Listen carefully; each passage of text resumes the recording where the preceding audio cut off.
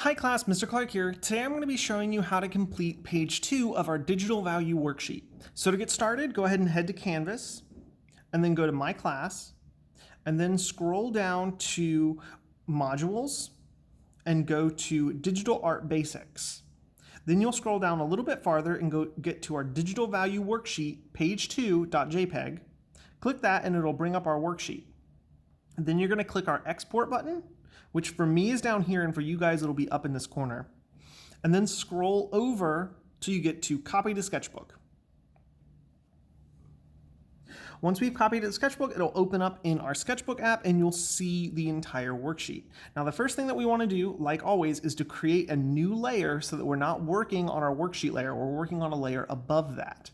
So go ahead and get a new layer and make sure this little blue line is boxed in around that layer saying that we're on that layer to work on. Now we can start working on our practice for the 4 shading techniques that we talked about last time: solid shading, smooth shading, opacity shading, and then using our simple gradient fill option. So when I zoom in to my solid shading, I want to make sure that it's nice and big, easy to work on, and filling up most of my page. Now I could come in here and try to just draw a nice circle, and that's a pretty good circle. Not so bad if I don't say so myself. But there's an easier way to get a really nice circle. So instead of just hand drawing one, you can come over here to our draw styles, go to the circle, and then just draw till you get your perfect circle. This will get you your edging a lot easier than trying to have to hand draw so it looks like a perfect circle. Much easier to do that. Now I can come in here and make my brush a little bit bigger and not have to worry. Whoops. Make sure you've deselected your drawing style before you start coloring in your circle. And this will make it so that I don't have to worry about doing my edges quite so perfectly, since I already have that nice border from the circle tool. All right, now, before I start my shading, I don't want to go outside my lines. It's going to be really hard because if I try to do my shading, I go get a darker green and I try to start shading it, I'm going outside my edges and it's going to be a pain. I'll have to come back and erase and do all that stuff. So that's not going to be very easy. So what we're going to do is we're going to go to our selection tool, and instead of selecting the box like we did last time, you're going to select the little magic paintbrush, or magic wand rather, and then click the circle that we just drew. It should give you a little dotted line around that whole circle that we just colored in.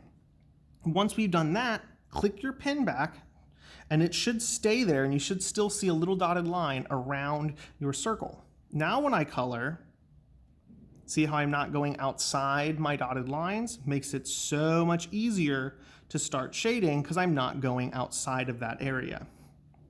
Now, when doing our solid shading, we want to pick about 2 colors on both the dark side and the light side of our diamond to emphasize our highlights and our shadows. So the first thing that I'm going to add is kind of a medium dark, and I'm going to go about 3/4 of mine, maybe make that about half. So about half of my circle, and since it's a circle, I'm curving my shading. I'm not doing it perfectly up and down, I'm curving it a little bit so that it goes a little bit more rounded. Now I'll come and select a dark, which I'll do for my back end. And that looks quite nice. Oops. And then I'll come in and select a medium highlight.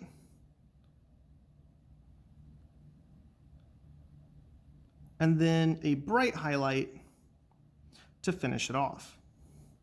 Okay, so we start to see it's starting to look much more 3-dimensional. Now we can do the same thing that we did with our circle for our shadow and come in here and go to our draw tool. Make sure you've selected, since it's a shadow, it's going to be quite dark. We want a really dark green to do our shadow. And we have to have turned off our selection tool, otherwise we can only draw in the circle that we made. So make sure to turn that off and then go over to our draw tools to draw your shadow. Oh. And you want to have your size be a lot smaller, maybe about 7. And then you want to have a new layer and put that underneath, like our shadow would be, our sphere. So now when I draw my shadow, it won't go above that circle that I just drew. And I can use my transform tool to make it a little bit bigger.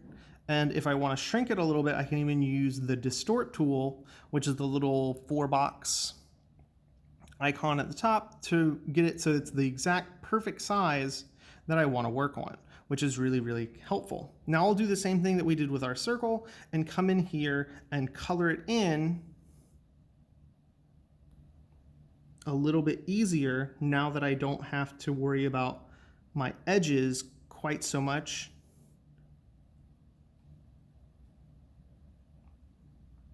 And I can easily color it over that whole thing. Now, since it is a shadow, we still want to have it be the darkest right towards the edge. So I'll come in here and I'll add just a little bit of an even darker, try not to get solid black yet. And I'll come in and I'll add a little bit even more to my dark. So I'll add another ring to really emphasize the shadow of that sphere. And if you want to, you can use the magic wand, the selection tool, but if you're careful, you shouldn't be going outside your lines for this anyway, so you don't really need it. And then finally, I'll come in and get my solid black and just get a little bit right along the edge, really, really close to my sphere to make it look three-dimensional. And then my first one is done. So with our smooth shading, we'll start a new layer. Always start a new layer whenever you're doing our designs. And then we're going to start in a very similar way. We're going to start with a base layer of our kind of solid green color. So I'll come in here and go through the exact same steps I went to when I started with my solid shading. I'll go to my draw styles.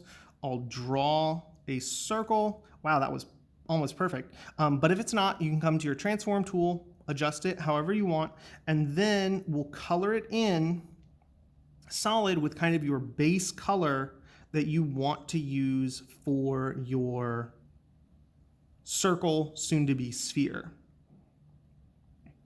So if you don't want your base to be this bright, it doesn't have to be. You can use any color that you want, but for me, I'm just using this bright green because I think it looks nice. All right, now we'll come over to our selection tool. Make sure you're on the magic wand and then just tap to select that entire sphere. Once we've done that, we'll switch over from the fountain pen over to our flow airbrush. This is going to give us a much smoother, much more gradual bit of our shading. So now it's kind of the similar. I'll pick maybe 2 darks that I can use and then maybe 2 lights. And I'll start with my kind of medium dark. And for the airbrush, you want it to be fairly big. And since we have this selection tool, I don't have to worry about it going outside my lines. And I'll just lightly start to come in and put my first few layers of value down. So you see how this is much more gradual than my solid shading. And I'll move to my darker green.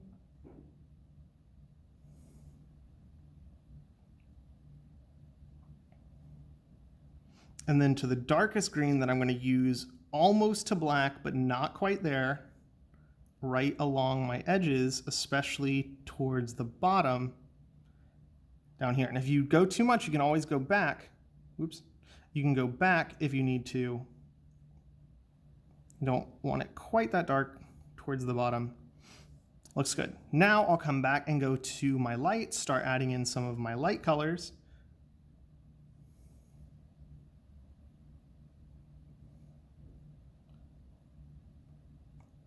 And then go to my almost white to get my highlight. And notice how this is much more gradual. It's very smooth compared to my solid shading. Sometimes you'll want the solid, sometimes you'll want the smooth. It just depends on what you're trying to do. So same kind of thing for doing our shadow. We'll start a new layer, move it underneath our smooth shading sphere layer, and then make sure our select tool is turned off and go to our draw styles, switch back over to a pretty dark green, and then pick up back our fountain pen to do a solid outline line when we draw our sphere or our circle.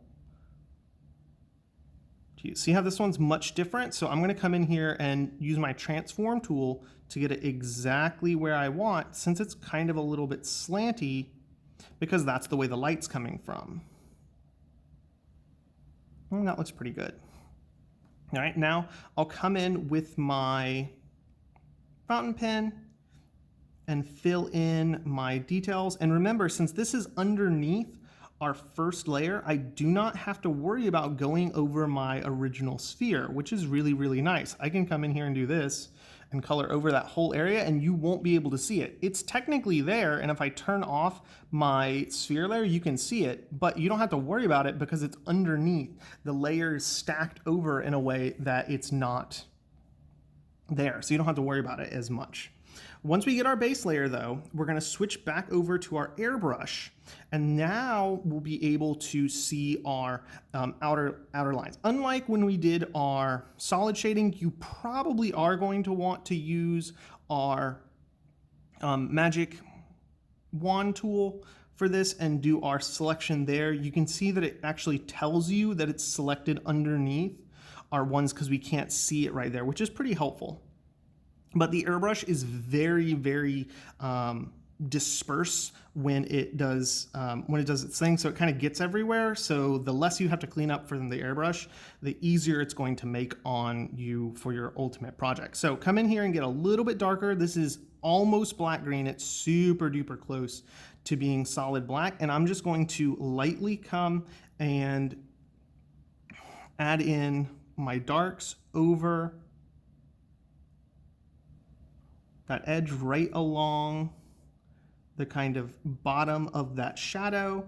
And then I'm going to come back and actually get straight to solid black and do a little bit right along that edge to get it nice and shadowed. And you can see it's got this nice, very gradual black to very, very dark green, which is what we want with our shadow for our sphere.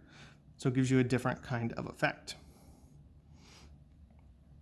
Now we're going to go on to opacity shading, which, if you remember, is where we go to our fountain pen and we'll actually turn our opacity down to about 20% for this to do our entire project, and we'll just layer the colors over them to get darker or lighter instead of actually changing the color itself. So I can go to my light green, and for this one, unfortunately, you will have to try and draw your whole sphere. Oh, before I forget, you gotta start a new layer as always. So make sure you're starting new layers whenever you start a new circle.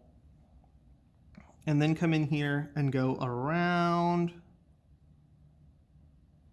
and color in, and we'll erase around it later. But for now, if we don't, we can't do our normal techniques for this because it doesn't really work quite the same with our opacity, and we will have to go through. And you see how every time I layer, it gets slightly darker. So it doesn't quite work the same. But now we can come and go to our eraser tool, or if you click our fountain pen and just switch to the eraser up here and zoom in, and then your eraser will still be on 20 opacity. You want to make sure it's turned back up for the eraser portion. And then just erase around your edges. We'll be able to use the magic wand so that you don't go outside your lines, which is very, very helpful, even with the opacity. but using the selection tool doesn't, or the draw circle tool doesn't work if you're trying to do our opacity shading. But it's pretty easy to just erase around. Now I can come back and go to our selection tool, make sure we're on our wand, click there, goes around. See how I've selected a little bit down there and a little bit up there? So I might want to make sure that I come back and do my erasing first to make sure that isn't there and I don't want those areas selected. So I might come in and spend a little bit more time making sure I've zoomed in and erased until I've got exactly my circle, which is all I want to be doing. So now I'll come back to my selection tool, try it again, and that's a much more accurate or very close circle. I've even still got some over here. So we'll do that one more time, go to my pen tool and try and clean up my edges just a little bit more. Because the more I clean up now, the less I'm gonna have to clean up later. So save yourself some time now so that it's not as hard in the future. All right, and that looks pretty good, almost a perfect circle. So now I'm gonna come back, make sure my opacity on my brush is set back down to about 20, and then pick my green back up. I've already done my first layer, so that's my lightest. Now I can come back and make my brush big again, and then see how I'm not going outside of my edges, which is very, very helpful. With opacity, remember, I don't have to do anything but pick up my stylish or my finger to get it slightly darker. So each time I lift up, I'm getting slightly darker to that green. And then I can come in and just select a secondary darker color. So my almost black green, very, very dark, to come in and start shading my shadows. Be careful, because if I go back now, see how it's double-edged? I don't want that most of the time. And you have to get the entire area you want shaded in one go. So make sure you're only picking up exactly when you're ready to start the next layer.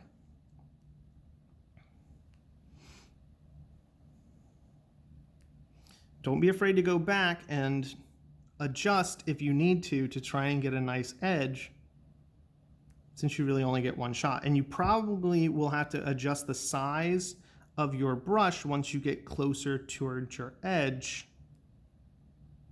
and you're getting pretty dark. All right, and that looks pretty good for my opacity shading. Notice the difference between our solid shading, our smooth shading, and our opacity shading. Each one of these is good and each one of them is useful, but you just have to decide which one you want to use. So next I'll come back to my next layer, make sure it's underneath my first layer. And once again, I can't really use my draw tool for opacity shading, but I can come in here and adjust my size a little bit and then make sure my selection is turned off, because I otherwise will only be able to work in the actual circle.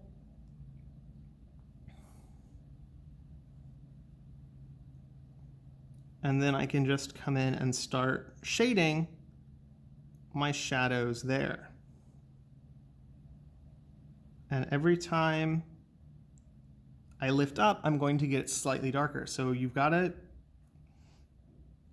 get used to doing your whole area that you want shaded in one go without lifting up your pencil at all between layers to layers. Otherwise, you'll get something that looks like this, and it doesn't look quite as nice as it could if you took your time and went slowly layer by layer.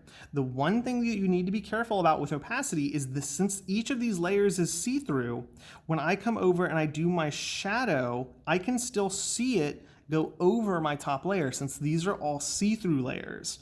So I do have to be extra careful when doing my shadow around the edge of my design.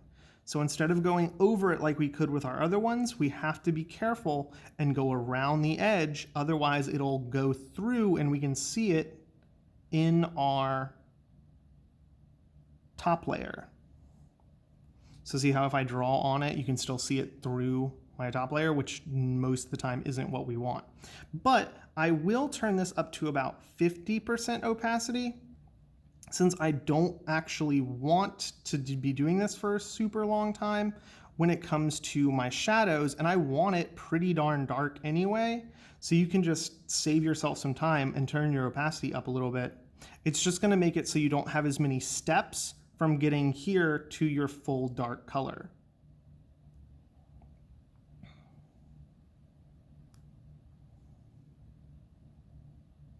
And see, it takes me a lot less steps the greater my opacity is.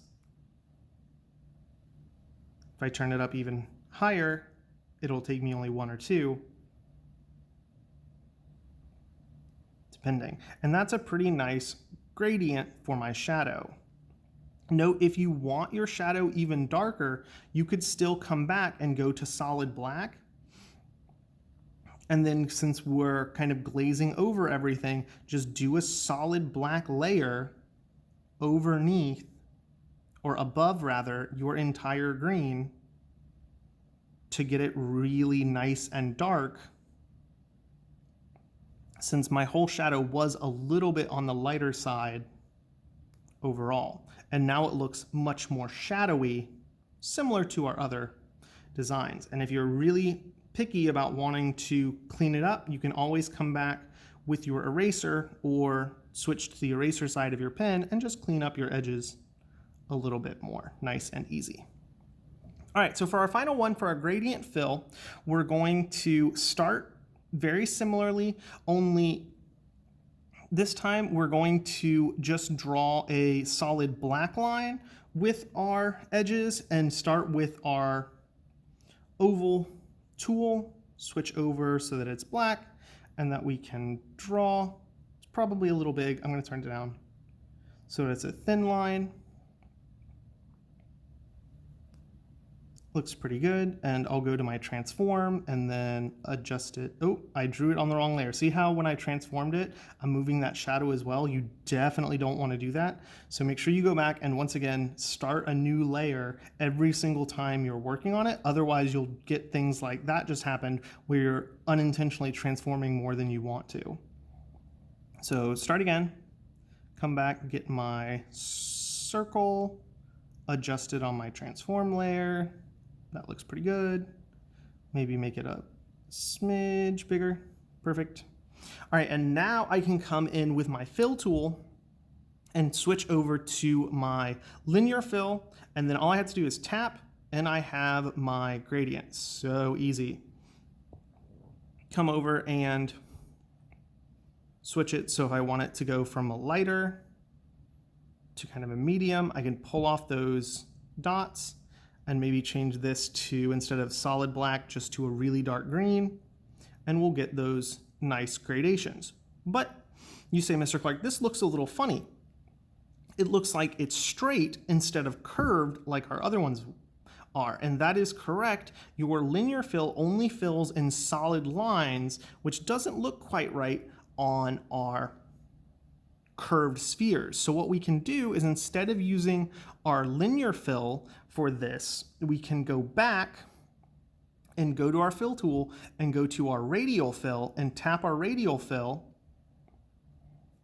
which is going to give us a curved design, since we're going around in a sphere instead of a line. And if we set this to our edge, it'll curve a lot better than our linear fill. So for this, let's use our radial fill instead of the linear fill. And then you can adjust it. You can change your colors if you want. You can adjust the size, but one white, your base color, and then your dark, and then black tends to work very nicely, and you get a nice solid gradient for that edge. Then we'll come back and we'll start on our shadow, which will start in the same way. I'll come in here and do a very dark, almost black or even black for our lines. draw the area that I want to fill in. And instead of going from our radial fill, switch back over to our linear fill.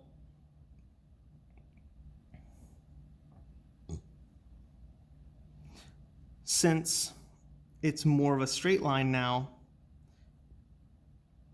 and we want to make these very, very dark. So you can see how it's got more of a line right in there from our light to our dark for our shadow. All right, and that is our 4 different shading techniques. Now in our next video, we'll use them and we'll put them all together for our final step, and we'll actually create a nice little still life picture next time. All right, I'll see you guys in the next video. Have a great day.